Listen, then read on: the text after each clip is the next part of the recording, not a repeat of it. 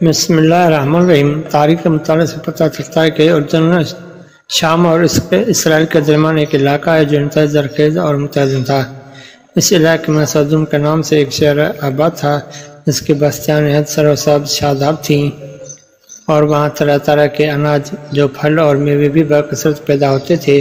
شہر کی کچل کی وجہ سے اکثر لوگ مہمان بن کر ان آبادی میں آ جایا کرتے تھے اور شہر کے لوگوں کو ان کی مہمان نوازی کا بار اٹھانا پڑتا تھا۔ شہر کے مہمانوں کے حد درجہ آمد سے کبھی بھی بہت تنگ آ جاتے تھے۔ ان کی مہمان نوازی سے اکتاہٹ اور بیزاری کو دیکھتے ہوئے شیطان کو موقع مل گیا اور اس نے ایک ایسا گھناؤنا کھیل کھیلا جس کی مثال ماضی میں کہیں نہیں ملتی۔ شیطان ایک انسان کی صورت میں نمودار ہوا اور ان لوگوں سے کہا کہ اگر تم لوگ مہمانوں کی آمد سے نجات چاہتے تو اس کی حد تو یہ ہے کہ جب بھی کوئی مہمان تمہاری بستی میں آئے تم لوگ زبردستی اس کے ساتھ اپنی شہوت کی تسکین کرو۔ تم اس مہمان نواز کی بوجھ سے جان چھڑوا سکتے ہو۔ اس طرح ان لوگوں نے رفتہ رفتہ اس بڑے کام کا آغاز کیا اور بہت جلد یہ لوگ ہم جنس پرستی کے اس قدر عادی ہو گئے کہ عورتوں کو چھوڑ کر مردوں سے اپنی شہوت پوری کرنے لگے۔ اس کے علاوہ بھی یہ قوم حد درجہ اخلاق سے گر گئی۔ یہ مسافروں کو لوٹ لیتے، سرعام دھوکہ بازی کرتے، غرض یہ کہ سب برائیاں اس قوم میں پائی جانے لگی، اور ان میں سب سے گھٹیا کام ہم جنس پرستی تھا جن میں یہ قوم مبتلا تھی۔ کوئی بھی محفل اس کام کے بغیر ادھوری سمجھی جاتی تھی، خاص کر مسافروں میں سے کوئی خوبصورت لڑکا ہوتا تو یہ لوگ اسے اپنا شکار بنا لیتے۔ قرآن کریم میں بھی ہے کہ تم وہ بے حیائی کرتے ہو جو تم سے پہلے جہان میں کسی نے نہیں کی۔ تم عورتوں کے ہوتے ہوئے مردوں کے پاس جاتے ہو، بلکہ تم حد سے گزر چکے ہو۔ حضرت لوط علیہ السلام کی یہ اصلاحی باتیں سن کر ان کی قوم نے انتہائی بے باکی اور بے حیائی کے ساتھ جو کچھ کہا وہ بھی قرآن کریم کے سورہ حجرات میں مذکور ہے۔ اس کی قوم کا کچھ جواب نہ تھا مگر یہی کہنا کہ ان کو اپنی بستی سے نکال دو، یہ لوگ تو پاکیزگی نہیں چاہتے۔ لیکن حضرت لوط علیہ السلام نے جمعے کے ساتھ تبلیغ جاری رکھی اور آپ کی محنت کی وجہ سے کافی لوگ ایمان لے آئے، لیکن اکثر ابھی بھی منکرین میں سے تھی، اور اس برائی میں حضرت لوط علیہ السلام کی پہلی بیوی وائلہ بھی مبتلا تھی۔ جب اس قوم کی سرکشی کی حد نہ رہی تو اللہ تعالیٰ نے عذاب بھیجنے کا فیصلہ کیا۔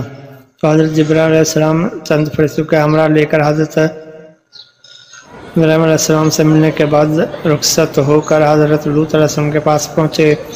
یہ سب فرشتے بے حد حسین اور خوبصورت لڑکوں کی شکل میں تھے۔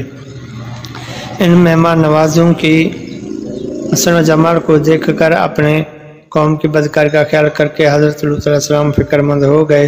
تھوڑی ہی دیر میں قوم نوح کے مردوں نے لوط علیہ السلام کے گھر کا محاصرہ کر لیا اور بدترین پھیل کے راج سے دیوار پر چڑھنے لگے۔ حضرت لوط علیہ السلام نے نہایت دلجمی کے ساتھ لوگوں کو سمجھانا اور اسے گھناؤنے کام سے منع کرنا شروع کر دیا، مگر یہ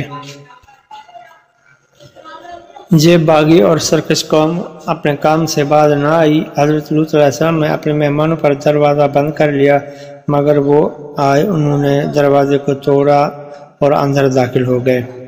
حضرت جبرائیل علیہ السلام نے اللہ کے حکم سے ان کی آنکھوں پر ضرب لگائی تو وہ لوگ اندھے ہو گئے۔ انہوں نے کہا کہ لوط تم ہمارے پاس جادو کر لے کر آئے ہو۔ انہوں نے بڑی دھمکیاں دیں اور آپ علیہ السلام بھی دل میں فکر مند ہو گئے کہ جب یہ مہمان چلے جائیں گے تو میری امت مجھے اذیت دے گی۔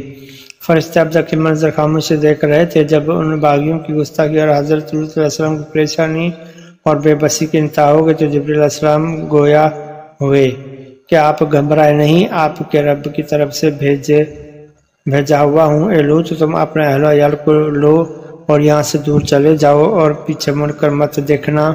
دروازہ کھول دو اور ان کے آگے آنے دو۔ اب ان ظالموں کی محنت کی گھڑیاں ختم ہو گئی ہیں۔ صبح ہونے کی دیر ہے اور صبح کے طلوع ہونے میں اب زیادہ وقت نہیں رہا۔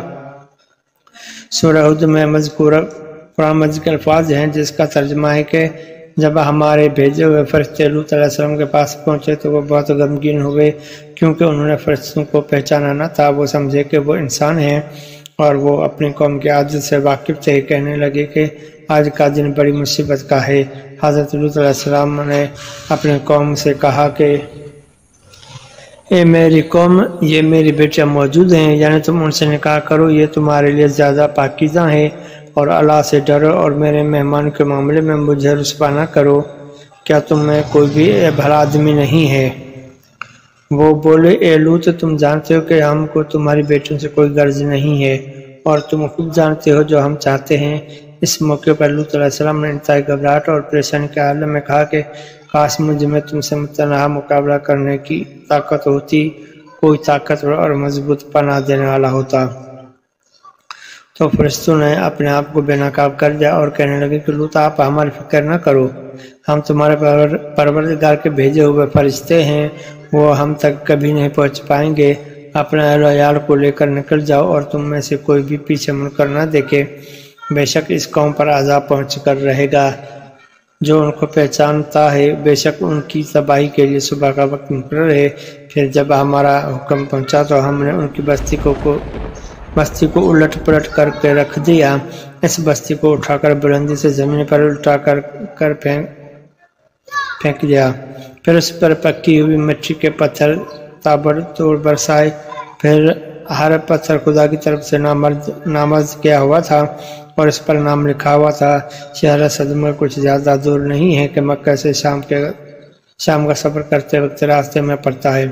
حضرت لوط علیہ السلام نے اللہ کے حکم سے گھر والوں اور مومنین کو ہمراہ لے کر بستی سے باہر نکل گئے کہ حضرت جبرائیل علیہ السلام اس شہر کو اپنے پروں پر اٹھا کر آسمان کی طرف بلند ہوئے اور کچھ اوپر جا کر ان بستیوں کو الٹ دیا، یہ آبادیاں زمین پر گر کر چکنا چور ہو کر بکھر گئیں۔ قوم لوط کے تمام لوگ مر گئے اور ان کی لاشیں بھی ٹکڑے ٹکڑے ہو کر بکھر گئیں۔ اس وقت جب یہ شہر الٹ پلٹ رہا تھا، حضرت علیہ السلام کی بیوی جس کا نام وائلہ تھا، جو در حقیقت منافقین اور قوم کے بدکاروں سے محبت رکھتی تھی، اس نے پیچھے مڑ کر دیکھ لیا اور وہ بھی وہیں ہلاک ہو گئی۔ قرآن مجید میں حق تعالیٰ سورہ اعراف میں ارشاد فرماتے ہیں کہ ہم نے اسے اور اس کے گھر والوں کو نجات دی، مگر ان کی عورت جانے والوں میں سے ہوئی، اور ہم نے اس پر بھی پتھر برسایا تو دیکھو اس کا کیسا انجام ہوا، مجرموں کی طرح۔ اور جو پتھر اس قوم پر برسائے گئے وہ پتھر کے ٹکڑے تھے اور پتھر پر اس شخص کا نام لکھا ہوا تھا جو اس پتھر سے ہلاک ہوا۔ مفسر قرآن کہتے ہیں کہ اس عورت کی لاش آج بھی ان پتھروں میں اللہ تعالیٰ نے آنے والی امتوں کے لیے عبرت کے لیے محفوظ کر کے چھوڑ دی۔ قرآن کریم کی سورۃ البقرہ آیت نمبر 35 میں اللہ تعالیٰ نے قوم لوط کی تباہی کی طرف اشارہ کرتے ہوئے بتایا کہ قوم لوط پر عذاب نازل کیا گیا، مگر ان کے تباہ شدہ شہر کو آنے والے انسانوں کے لیے عبرت کے طور پر باقی رکھا۔ اللہ تعالیٰ فرماتے ہیں، اور ہم نے عقل والوں کے لیے کچھ واضح نشانیاں چھوڑ دی۔ قرآن کریم کے وضاحت کے باوجود قوم لوط کے تباہ شدہ شہر کے بارے میں آج تک حضرت انسان کسی نتیجے تک نہیں پہنچ پایا تھا، مگر حال ہی میں امریکی ماہرین ارضیات اور اثر قدیم نے 10 سال کی تحقیق جستجو کے بعد یہ دعویٰ کیا ہے کہ وہ قوم لوط کے تباہ ہونے والے شہر کو دریافت کرنے میں کامیاب ہو گئے ہیں۔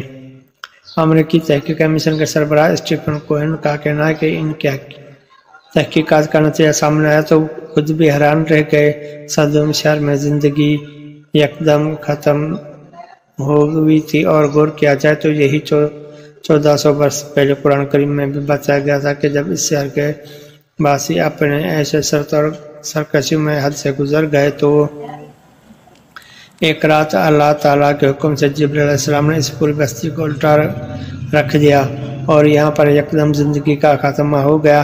امریکی ٹیم نے اس شہر کے 2 حصوں کی نشاندہی کی ہے، جبکہ آج سے 14 صدیاں قبل قرآن میں بھی اس کے 2 حصوں کی نشاندہی کی ہے، اور وہ تمام نشانیاں پوری ہوئی ہیں جو 1400 برس قبل قرآن کریم میں اللہ تعالیٰ نے بیان فرما دی تھی۔ حضرت لوط علیہ السلام کی بیوی کو عبرت کا نشان بنا دیا گیا تھا۔ بعض روایات کے مطابق پتھر کا بنا دیا گیا اس کا بت ابھی تک بجیرہ مردار کے پاس موجود ہے۔ اس سے کچھ نکات ضرور واضح ہوتے ہیں کہ جو اللہ کی نافرمانی کرے گا وہ اللہ کے عذاب کا ضرور حقدار بنے گا، اور کسی کی نیکی دوسرے کے کام نہیں آ سکتی ہے، یہاں تک کہ انبیاء بھی اللہ کے فیصلے کے سامنے بے بسے ہیں، وہ اللہ کے احکامات کو تسلیم کرتے ہیں، لہٰذا ہمیں بھی تسلیم کرنا چاہیے۔ اللہ تعالیٰ سے ہم ہر دم دعا رہنی چاہیے کہ وہ ہمیں اپنی صلاح فرمانے کی توفیق بخشے اور امت محمد صلی اللہ علیہ وسلم کو تمام اقسام کا افعال بد سے محفوظ رکھے، آمین ثم آمین۔